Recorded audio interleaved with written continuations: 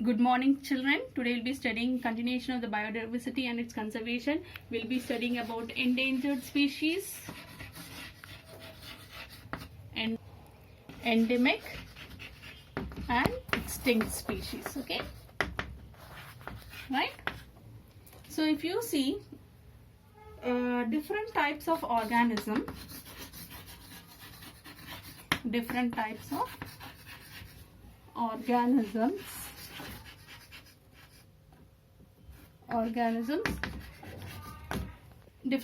organisms are present on this earth, right? On this earth, right? And if you see, some are restricted to a particular place. Some of the organisms, they are restricted to a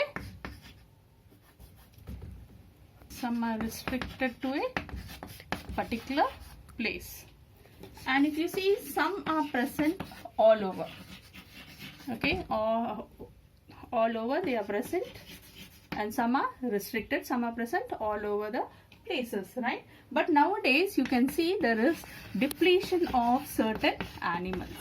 So most of the animals are getting depleted. So depletion of organisms are taking place.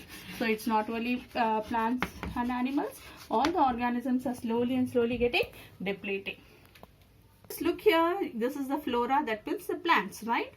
So these plants, they are getting endangered. I'll tell you what are endangered. Just come to know what are the plants which are getting endangered. One's orchid species, sandalwood tree, cycas, medicinal plants, and Rauwolfia serpentine. So these plants are getting endangered. I was telling the plants, endangered species of plants. Now if you see the animals, that is the fauna. So you can see here the leopard, Indian lion, wolf, red fox, red panda, tiger, wild cat, hyena, gharial, tortoise, python, green sea turtle. Then you can see peacock, great Indian bustard, pelican, great Indian hornbill, golden monkey, lion-tailed macaque, Nilgiris langur, and loris. So these animals are endangered species. We call them, these animals have become endangered. So it is a warning signal, right? It is a warning signal that the organisms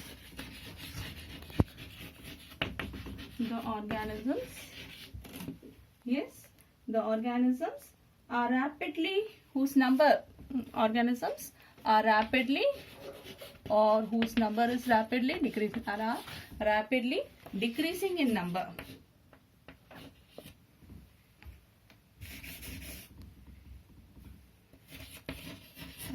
Rapidly decreasing in number. That means what? The number of organisms are becoming less. Alright? And the species may be wiped out, and that is the species. And the species might be, or maybe the species may be wiped off from the earth. That means there will be no other species. There will be no species of this animals or plants wiped out from the earth, right? So such organisms, such species are called endangered species. Understood, children? Yes. So it is a warning signal that the organisms are rapidly decreasing in number and the species may be wiped off from the earth. So such species are called as endangered. That means they are in danger if we don't protect it. So if we don't protect it, what will happen? Later they may become extinct. That's why they are called as endangered species, right?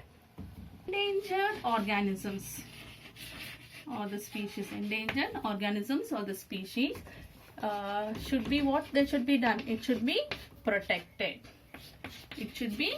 protected. If it is not protected, if you don't protect it, in the near future, what will happen? They will become extinct. In the near future, these organisms will become extinct. Now, if you see the World Wildlife Federation, that is WWR, and International Union for Wildlife Conservation, that is IUWC, they have published a book. They have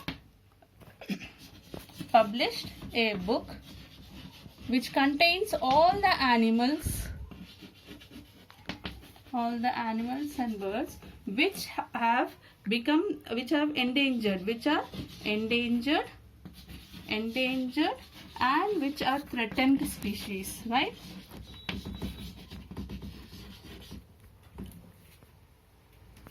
Published a book in which all the animals that is endangered and threatened species are mentioned in that book, right? Which contains all the animals, right? And that book is called as Red Data Book, or it is called as Red List Book, or Red List Book. So it contains the names of all the animals, right, which are endangered or threatened species. Okay, so if you open the book, you can find the names of the animals which are threatened or in danger, right? See, this Red Data Book or Red List Book, it symbolizes a warning signal for the species of the flora and fauna that it is becoming extinct, and it should be protected in the near future. So if you don't protect these, that is endangered or the threatened species, it will become extinct in the near future. Now if you see animals like dinosaurs, they once existed on the earth, but now they do not exist on the earth. So they have completely vanished from the earth. So the organisms which lived once but now they don't exist on this earth is called as extinct animals, right? If you see, plants or animal species restricted to a particular area of a country are called as endemic species, right? Again, I'll repeat, plants or animal species restricted to a particular area. It's restricted to a particular area of a country are called as endemic species. For example, if you say, take kangaroo, right? It is restricted to which country? Australia. Then if you take kiwi, yeah, yes, it is restricted to which country? New Zealand.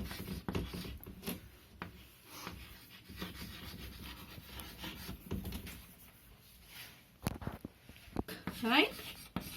It is restricted to which country? India. Like that, the organisms which are species which are restricted to a particular area, then it is called as endemic species. Understood, children? So if you see, now we studied endangered species. So we can't study species concept because all organisms do not reproduce